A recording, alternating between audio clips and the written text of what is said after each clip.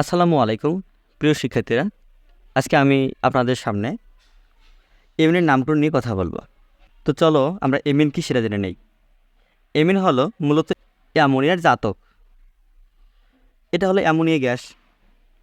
এখানে এই হাইড্রোজেনগুলো দেখতে পাচ্ছি।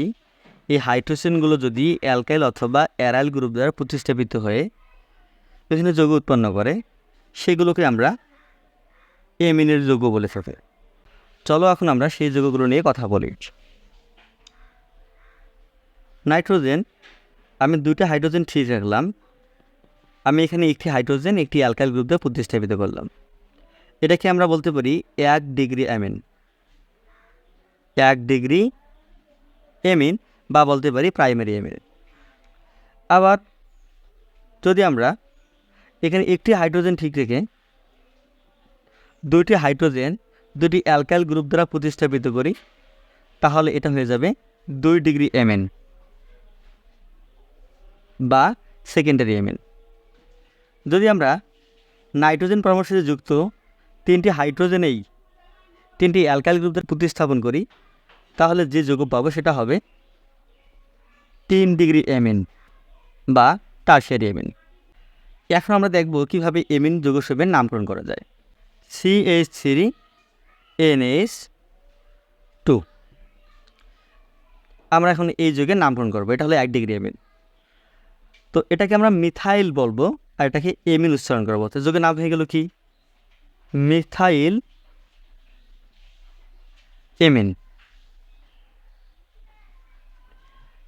এটাকে তোমরা আরও অন্যভাবেই উচ্চারণ করতে পারো। যেমন তুমি যদি এটাকে মিথাইল এমিন না বলে বলো এমিনো মিথেন। হ্যাঁ, আমি এই যৌগটাকে দুইভাবে নামকরণ করেছি। তোমরা ঠিকই শুনেছো, আমি দুইভাবে নামকরণ করেছি। একটা হলো মিথাইল এমিন, একটা হলো এমিনো মিথেন। আমি যে প্রথম যে নামকরণ করেছি সেটা হলো অ্যালকাইল এমিন। এটাকে অ্যালকাইল গ্রুপ বিবেচনা করব আর উচ্চারণ শেষে আমরা এমিন যুক্ত করব। আর যদি আমি এই এমিন শব্দটি এক কথা এটা প্রথমে লিখি, তাহলে এটাকে লিখতে হবে এমিনো, এমিনো অ্যালকেন। আর এটাকে অ্যালকেন রূপে বিবেচনা করতে হবে, লিখতে হবে এমিনো মিথেন। আরও দুটি এক্সাম্পল দিলে আমাদের ব্যাপারটা একদম ক্লিয়ার হয়ে যাবে। CH3CH2NH3। এখন যদি আমি এটাকে অ্যালকাইল গ্রুপ বলি, এটার নাম হবে ইথাইল, তারপর সাথে এমিন, যৌগের নাম হলো ইথাইল এমিন। আবার যদি আমি এটাকে এমিনো অ্যালকেন বলে বিবেচনা করি, তাহলে হয়ে যাবে প্রথমে নিয়ে আসা লাগবে এমিনো, এমিনো, তারপরে অ্যালকেন হবে কার্বন 1 2, এটা ইথেন, যৌগের নাম হলো এমিনো ইথেন। আমরা যে কোনো একভাবে উচ্চারণ করলেই আমাদের হয়ে যাচ্ছে। এখন আমরা আরও কিছু এমিনের নামকরণ করব। যেমন ধরো 1 2 3, তিনটি কার্বন রয়েছে, প্রোপাইল এমিন। আবার এখানে মিথাইল দুটি মিথাইল রয়েছে, আমরা লিখব ডাইমিথাইল এমিন। আবার এখানে তিনটি মিথাইল রয়েছে, একটি দুইটি তিনটি, আমরা লিখব ট্রাইমিথাইল এমিন। আবার এখানে একটা মিথাইল দুটো মিথাইল, আবার এখানে একটা লম্বা শিকল দেখতেছি আমরা, 1 2 3 4 5।